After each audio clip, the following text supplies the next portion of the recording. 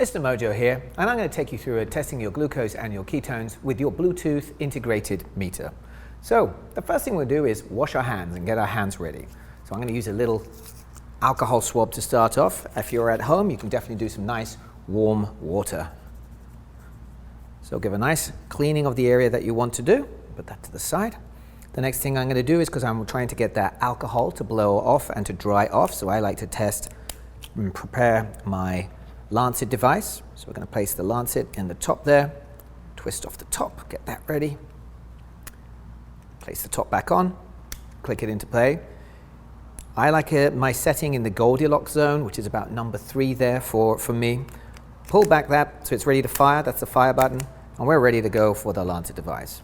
So I take out my glucose strip first. I like to do glucose first because it's the quickest of the tests. Place it into the meter. And the next thing I do is get my ketone out, ready to rock and roll for the next time. And so now this has had a chance to check the strip. You see that the blood droplet icon is flashing, ready to go. Now we just use the lancet device, place it onto the finger like so. Now there's the first little bead that comes on up like that. You can just do a gentle squeeze onto it, not too much. For consistency, you can wipe that first droplet away, and then you can come on through and use the second droplet.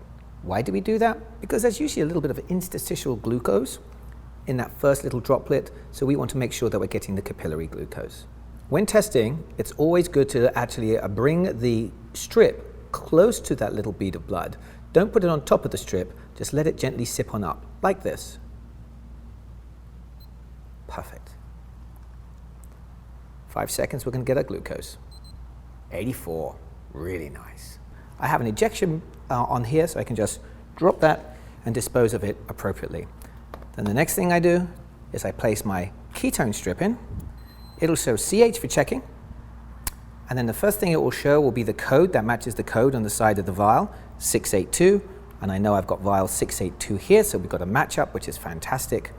And then I just gently sip that in like this, off the top, get a good fill, and in 10 seconds, I will have my ketone measurement.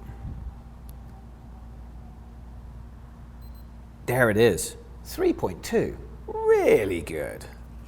Gonna exit that out, and that's how we test with the Keto-Mojo Bluetooth integrated meter.